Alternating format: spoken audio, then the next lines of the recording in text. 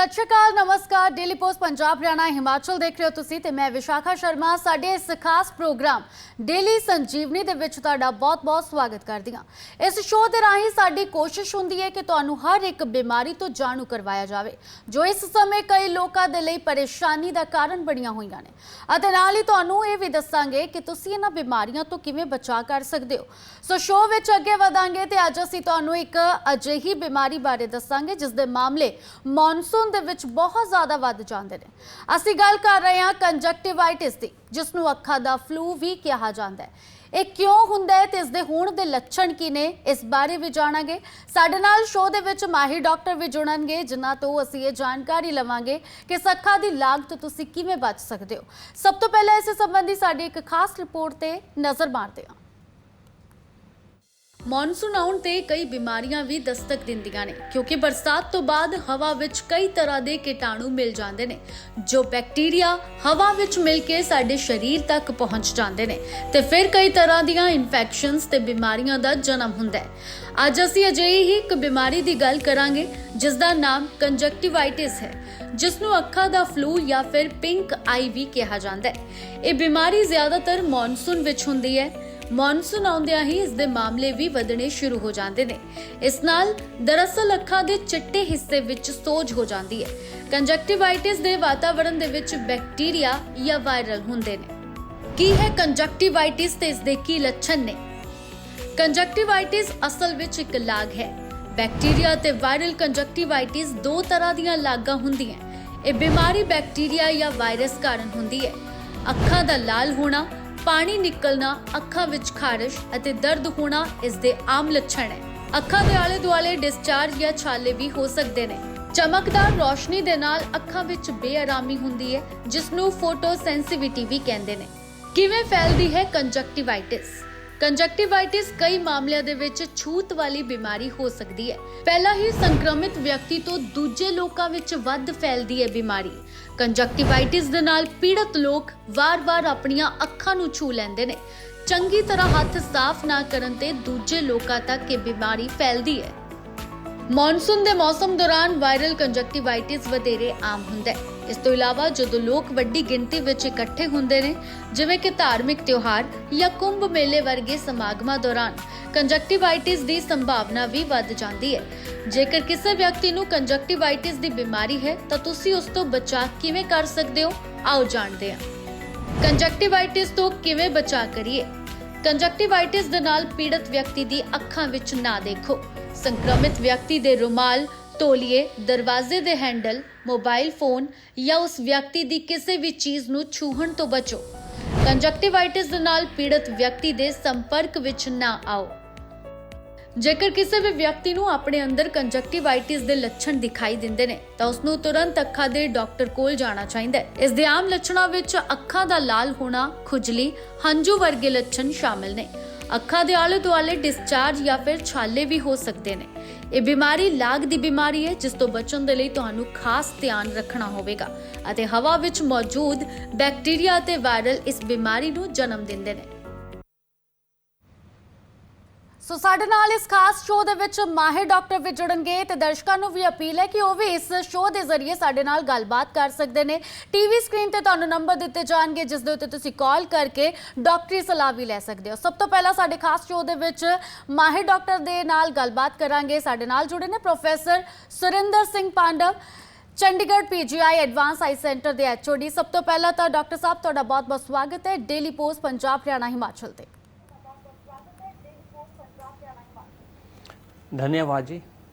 जी doctor Surendra, सब तो पहले तो जानांगे नमस्कार, सत श्री अकाल जी जी डॉक्टर साहब, सब तो पहले तो साडे दर्शकों ਨੂੰ ਤੁਸੀਂ ਇਹ ਦੱਸੋ ਕਿ ਕੰਜਕਟਿਵਾइटिस ਹੈ ਕੀ, ਕਿਉਂਕਿ ਇਸ ਦੇ ਮਾਮਲੇ ਬਹੁਤ ਜ਼ਿਆਦਾ ਵੱਧਦੇ ਜਾ ਰਹੇ ਨੇ। ਤੁਹਾਡੇ ਮਾਧਿਅਮ ਦੇ ਰਾਹੀਂ ਹੀ ਜਾਣਾਂਗੇ ਕਿ ਕੰਜਕਟਿਵਾइटिस ਕੀ ਬਿਮਾਰੀ है।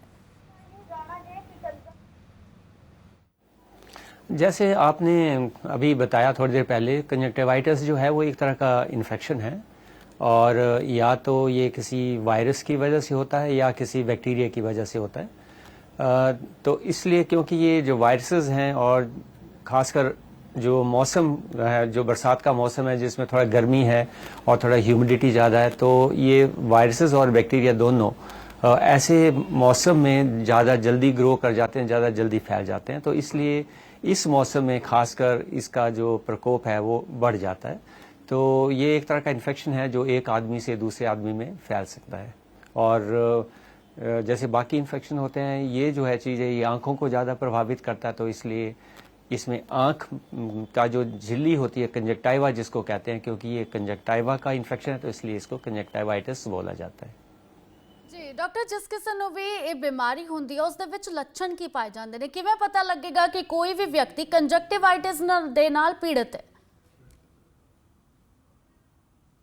जी, ये इसका जो इन्फेक्शन होता है इसमें सिम्टम्स काफ़ी होते हैं। तो इसमें आदमी को पता चल जाता है कि कुछ आंख में कुछ गड़बड़ है, और उसमें क्या होगा कि आंख में थोड़ा सा इरिटेशन महसूस होती है, थोड़ा डिस्कम्फर्ट होएगा, आंख के अंदर थोड़ी सी पेन भी हो सकती है, दर्द भी हो सकती है, आंख में पानी आएगा, पानी बहता है आंखों में, और साथ में आंख के बाहर का जो स्किन है, चमड़ी है आंख के बाहर की आसपास की, वहाँ पे थोड़ी सोजिश भी कई बार आ सकती है। खासकर जो पलक है, आंख के पलक में थोड़ा सोजिश भी आ सकती है, और आंख के अंदर जो हिस्सा आमतौर पे सफ़ेद होता है वो लाल हो जाता है। तो इससे ये तो बड़ी जल्दी पता चल जाता है, जिसको होगा उसको ये पता चल जाएगा कि उसकी आंख में कुछ गड़बड़ है।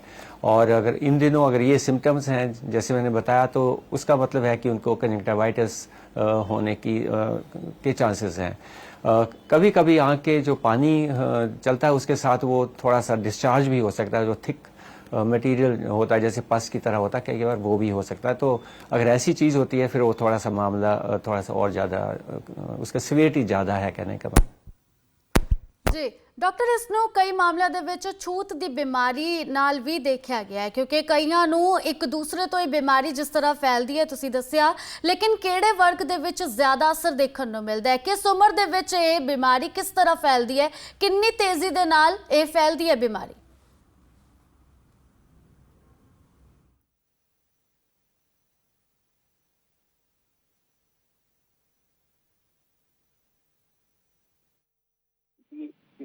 किसी हाथ लगाने से, जैसे किसी इन्फेक्टेड आदमी, उसकी आंख का जो पानी निकल रहा है, जो डिस्चार्ज निकल रहा है, वो किसी हाथ से दूसरी जगह लग जाएगा। डिस्चार्ज निकल रहा है वो किसी हाथ से दूसरी जगह लग जाएगा, किसी कपड़े में लग जाएगा, तौलिए में लग जाएगा, या घर के अंदर कोई चीज़ पड़ी है उसमें अगर छुआ है तो वहाँ चला जाएगा।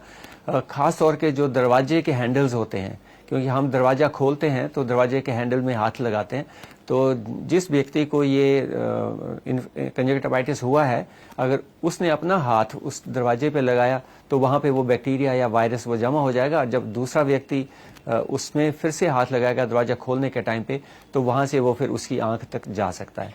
तो ये चीज़ों के साथ फैलता है, ये हवा में यूजुअली नहीं फैलता है।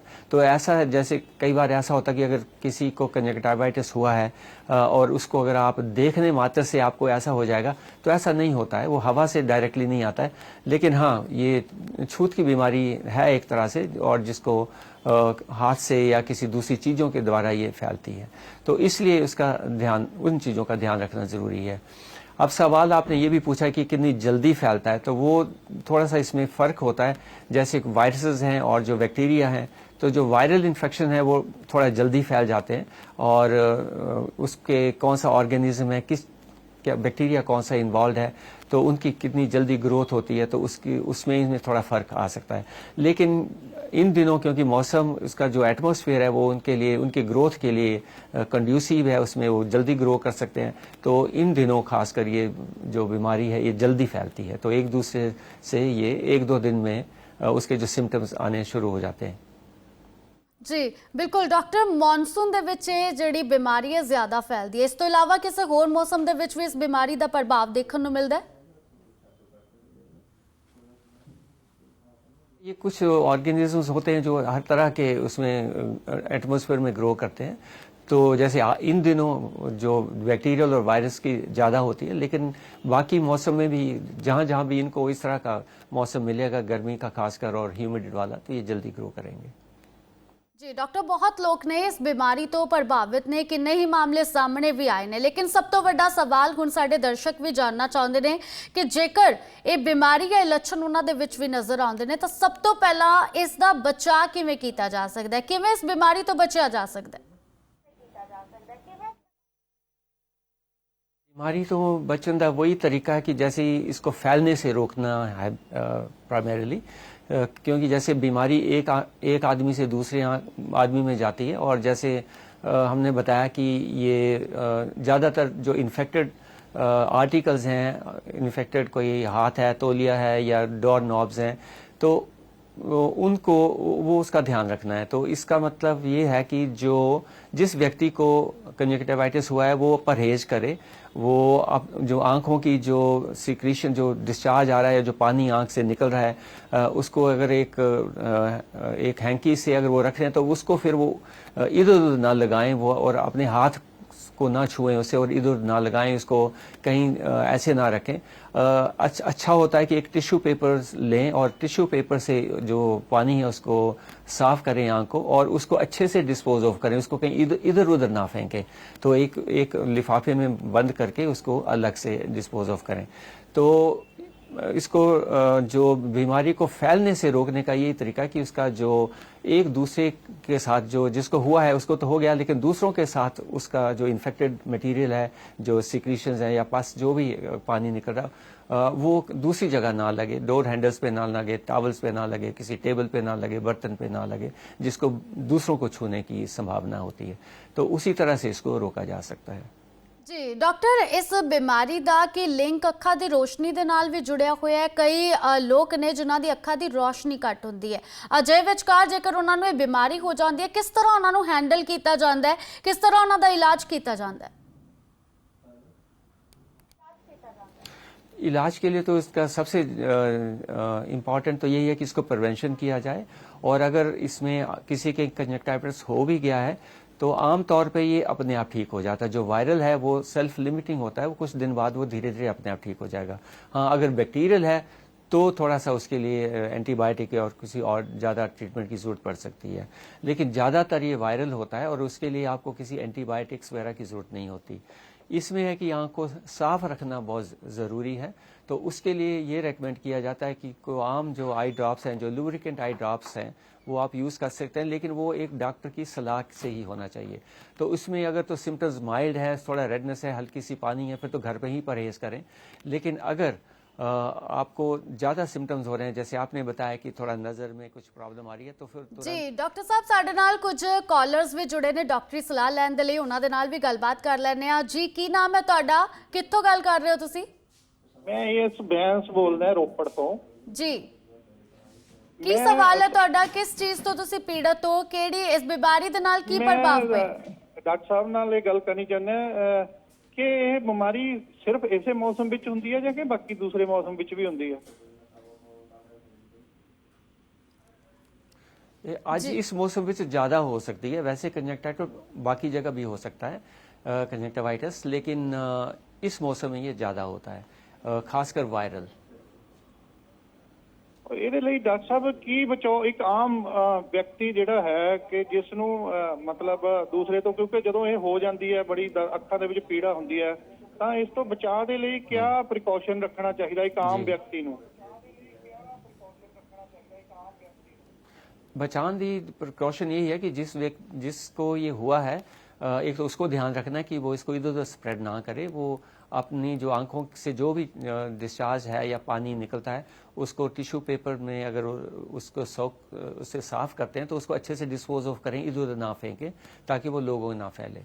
और अगर जो आर्टिकल्स हैं जैसे जहाँ वो रहते हैं, अगर जैसे दरवाजे का हैंडल है या कोई और चीज़ है, वो उसको आप सैनिटाइज कर सकते हैं, किसी जो सैनिटाइज़र से उसको सैनिटाइज करते रहें। और जो अपने हाथ हैं उनको भी सैनिटाइज कर लें, अगर सैनिटाइज़र नहीं है तो उनको साबुन पानी से धो सकते हैं। तो एक तो ये जो हाइजीन है उसको मेंटेन करना बहुत ज़रूरी है।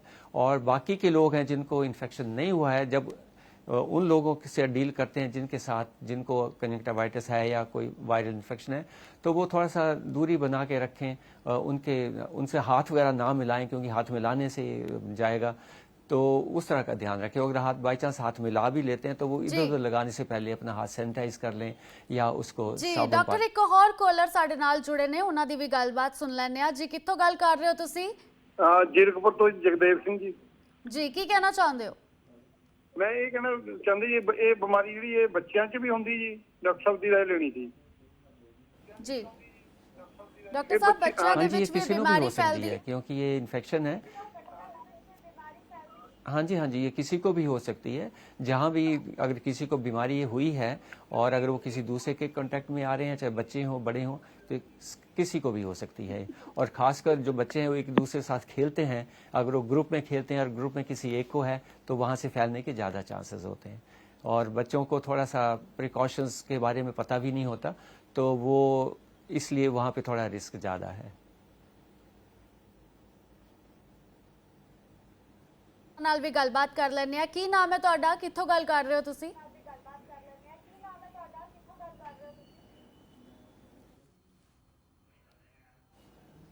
ਮੇਰੀ ਆਵਾਜ਼ ਤੁਹਾਡੇ ਤੱਕ ਪਹੁੰਚ ਪਾ ਰਹੀ ਹੈ?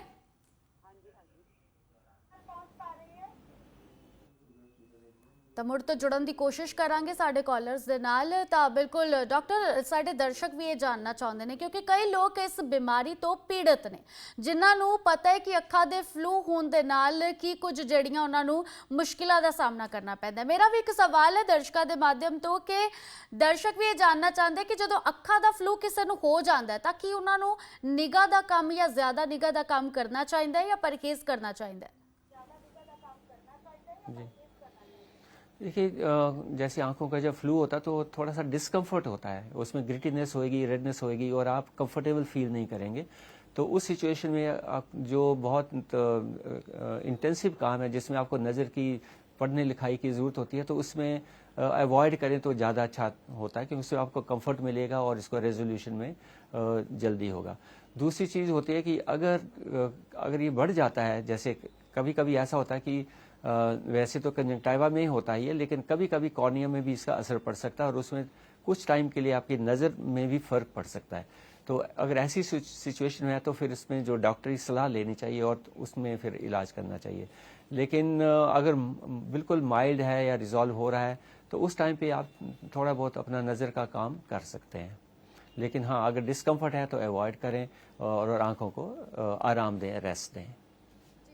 ਇੱਕ ਹੋਰ ਸਵਾਲ ਹੈ ਕਿ ਆਮ ਜਦੋਂ ਇਹ ਬਿਮਾਰੀ ਹੋ ਜਾਂਦੀ ਹੈ ਕਿਸੇ ਨੂੰ ਵੀ, ਅੱਖਾਂ ਦੇ ਫਲੂ ਹੋਣ ਤੇ ਵੱਡੇ ਬਜ਼ੁਰਗ ਕਈ ਵਾਰ ਕਹਿ ਦਿੰਦੇ ਨੇ ਕਿ ਅੱਖਾਂ ਦੇ ਵਿੱਚ ਪਾਣੀ ਦੇ ਛਿੱਟੇ ਮਾਰੋ, ਠੰਡੇ ਪਾਣੀ ਦੇ ਨਾਲ ਕੁਝ ਰਾਹਤ ਮਿਲੇਗੀ। ਉਹਦੇ ਨਾਲ ਕੋਈ ਨੁਕਸਾਨ ਤਾਂ ਨਹੀਂ ਹੁੰਦਾ ਜਾਂ ਕਿੰਨਾ ਕੁ ਸਹੀ ਹੈ ਇਲਾਜ? उसमें ये है कि पानी साफ़ होना चाहिए आमतौर पे, क्योंकि आजकल जैसे इन्फेक्शंस होते हैं तो वो पानी अगर साफ़ नहीं है तो फिर वो इन्फेक्शन हो जाएगा। क्योंकि आँख का जो सरफेस है वो थोड़ा वल्नरेबल है, क्योंकि इसमें पहले ही इन्फेक्शन हुआ पड़ा है। अगर किसी खराब मतलब इन्फेक्टेड पानी के से छींटे लगाएंगे तो और कॉम्प्लिकेट होने के चांसेस हैं। तो ऐसे पानी से धोने में कोई दिक्कत नहीं है अगर आपका पानी साफ़ है।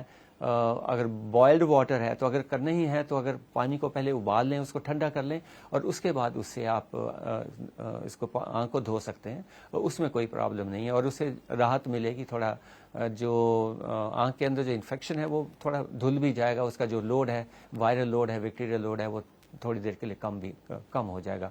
तो उस हिसाब से तो फ़ायदा है इसमें। लेकिन शर्त इसमें यह है कि जो पानी आप यूज़ कर रहे हैं वो एकदम साफ़ होना चाहिए, उसमें कोई और इन्फेक्शन नहीं होना चाहिए। ਡਾਕਟਰ ਸਾਹਿਬ ਇੱਕ ਹੋਰ ਕਾਲਰ ਸਾਡੇ ਨਾਲ ਜੁੜੇ ਨੇ ਜੋ ਡਾਕਟਰੀ ਸਲਾਹ ਲੈਣਾ ਚਾਹੁੰਦੇ ਨੇ, ਗੱਲਬਾਤ ਕਰ ਲੈਣੇ ਆ। ਕਿੱਥੋਂ ਗੱਲ ਕਰ ਰਹੇ ਹੋ ਤੁਸੀਂ, ਕੀ ਕਹਿਣਾ ਚਾਹੋਗੇ?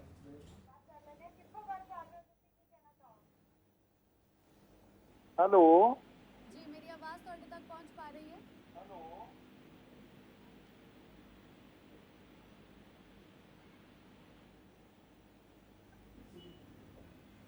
ਅੰਮ੍ਰਿਤਸਰ ਤੋਂ ਕਰ ਰਹੇ ਹਾਂ ਜੀ। ਜੀ, ਕੀ ਕਹਿਣਾ ਚਾਹੁੰਦੇ ਹੋ? ਉਹ ਮੇਰੇ ਨਾ ਅੱਖਾਂ ਦੇ ਉੱਤੇ ਸੋਜ ਬਹੁਤ ਜ਼ਿਆਦਾ ਪੈ ਗਈ ਆ ਜੀ। ਹਾਂਜੀ, ਡਾਕਟਰ ਸਾਹਿਬ ਨੂੰ ਪੁੱਛਣਾ ਚਾਹੁੰਦੇ ਪਰ ਵਿੱਚੋਂ ਅੱਖਾਂ ਸਾਫ਼ ਆ, ਹੋਰ ਕੋਈ ਪ੍ਰੋਬਲਮ ਨਹੀਂ ਹੋ?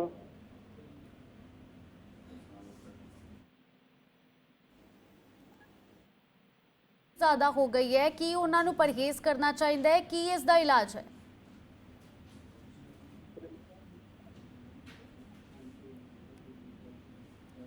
सुनाई नहीं दिया मुझे, थोड़ा सा रिपीट कर सकेंगे आप?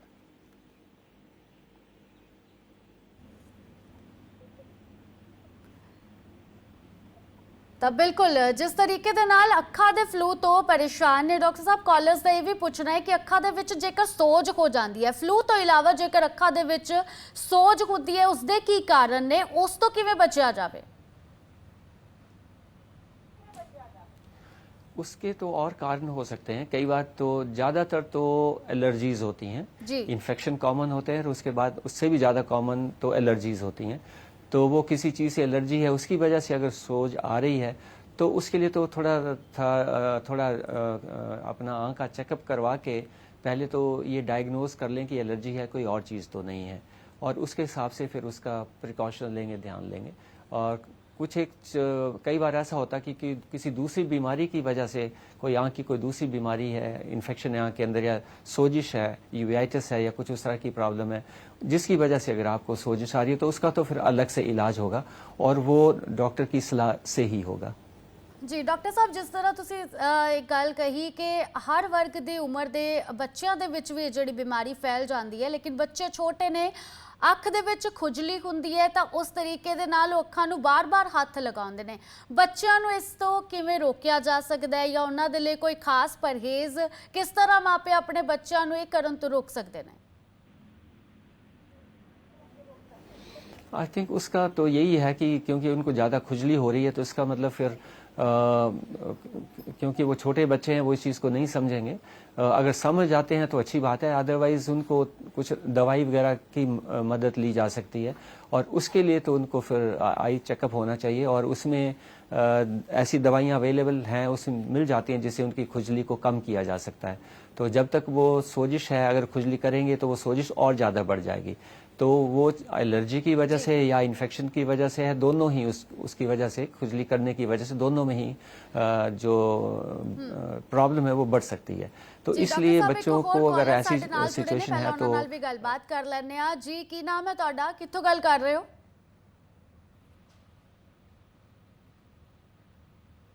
ਹੈਲੋ ਜੀ, ਤੁਹਾਡੀ ਆਵਾਜ਼ ਸਾਡੇ ਤੱਕ ਪਹੁੰਚ ਪਾ ਰਹੀ ਹੈ। ਕੀ ਨਾਮ ਹੈ ਤੁਹਾਡਾ?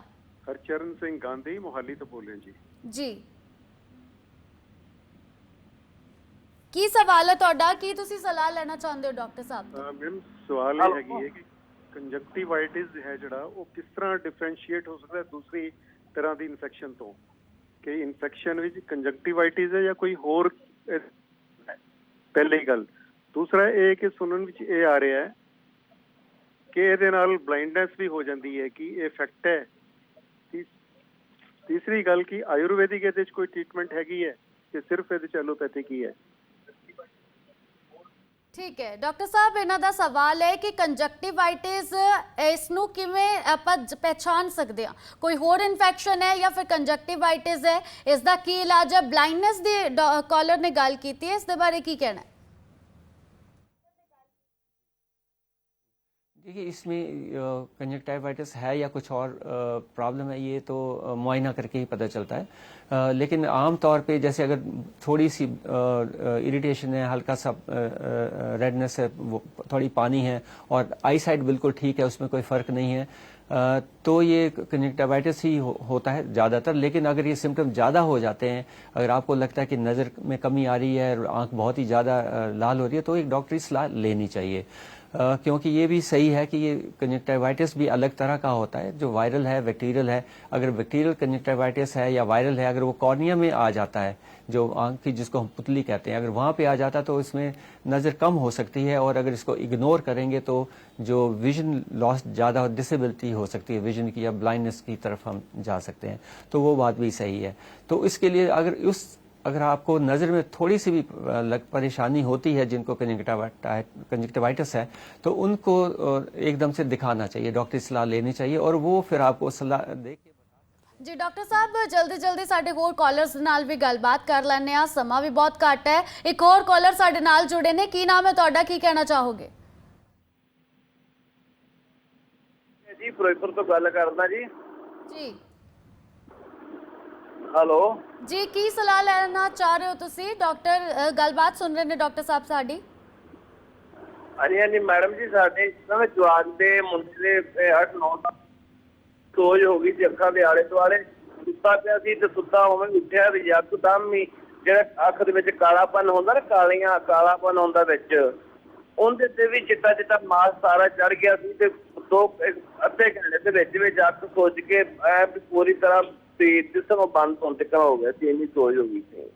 ਜੀ ਠੀਕ ਹੈ ਡਾਕਟਰ ਸਾਹਿਬ, ਤੁਹਾਡੀ ਇਹ ਗੱਲ ਦਾ ਜ਼ਰੂਰ ਜਵਾਬ ਦੇਣਗੇ। ਇੱਕ ਹੋਰ ਕਾਲਰ ਦੀ ਵੀ ਗੱਲਬਾਤ ਸੁਣ ਲੈਂਦੇ ਹਾਂ। ਤੁਸੀਂ ਕਿੱਥੋਂ ਗੱਲ ਕਰ ਰਹੇ ਹੋ, ਕੀ ਨਾਮ ਹੈ ਤੁਹਾਡਾ?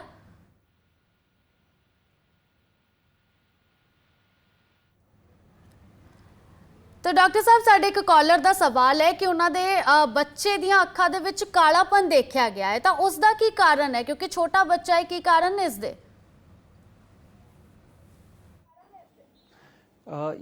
इसमें ये देखना पड़ेगा कि कालापन से इनका क्या मतलब है, क्योंकि जो आंख का पुतली होती है वो वैसे काली ही दिखती है वो, लेकिन उसके अंदर जो पुतली है वो या तो देखने में काली दिखती है लेकिन एक्चुअली वो ब्राउन रंग की होती है, तो उसका जो कलर है वो थोड़ा नॉर्मली भी वेरी कर सकता है। लेकिन अगर उनको और भी सिम्टम्स हैं उसके साथ, जैसे पानी आता है या नज़र कम है या धूप में उसका टॉलरेंस कम है, तो फिर तो देखना चाहिए और एग्जामिन करना चाहिए कि उसमें असली कारण उसका क्या है, क्यों इसकी वजह से हो सकता है। तो ये जो चीज़ है इसके लिए मुआयना करना बहुत ज़रूरी है, आँख को देखना ज़रूरी है।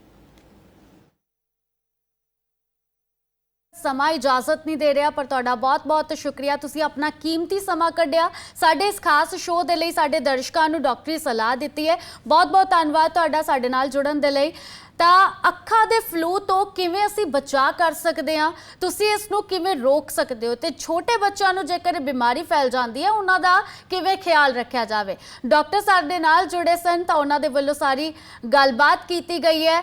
ਮਾਹਿਰਾਂ ਦੇ ਨਾਲ ਅਸੀਂ ਗੱਲਬਾਤ ਅਕਸਰ ਕਰਦੇ ਹਾਂ, ਤੇ ਤੁਸੀਂ ਵੀ ਸਾਨੂੰ ਕਾਲ ਕਰਕੇ ਇਹ ਵੀ ਤੁਸੀਂ ਸਾਨੂੰ ਜ਼ਰੂਰ ਰਾਏ ਦੇ ਸਕਦੇ ਹੋ ਕਿ ਕਿਹੜੀ ਕਿਹੜੀ ਬਿਮਾਰੀਆਂ ਨੂੰ ਜਾਂ ਕਿਹੜੀ ਕਿਹੜੀ ਪ੍ਰੋਬਲਮਸ ਨੂੰ ਜਿਹੜਾ ਸਾਨੂੰ ਚੁੱਕਣਾ ਚਾਹੀਦਾ ਹੈ, ਕਿਉਂਕਿ ਇਹ ਸ਼ੋਅ ਖਾਸ ਤੌਰ ਤੇ ਤੁਹਾਡੇ ਲਈ है कि तुहाडियां सारियां प्रॉब्लम्स दा निपटारा इत्थे हो सके, तुसी डॉक्टर दे नाल गलबात कर सको। सानू जरूर कॉल करके राय दियो कि केड़े केड़े मुद्दे ते या केड़ी प्रॉब्लम्स ते सानू होर अगे शो लेके आना चाहिए या केड़े रोज मुद्दे उजागर करने चाहिए ने, क्योंकि कल फिर सवेरे फिर तुहाडे नाल जिहड़ी है मुलाकात होवेगी। तुसी सानू राय दे सकदे हो कॉल करके। माहिर डॉक्टरां दे नाल तुहाडी भी गलबात करावांगे, तो तुहाडे हर जिन्ने भी डाउट्स ने बीमारियां नू लैके उहनू भी असी क्लीयर करांगे। सो साडे इस खास शो दे विच अज दे लई इन्ना ही। कल नूं फिर एक नवा मुद्दा जरूर लेके आवांगे तुहाडे लई। फिलहाल दे लई तुसीं मैनूं दिओ इजाजत ते जुड़े रहो डेली पोस्ट पंजाब हरियाणा हिमाचल दे नाल।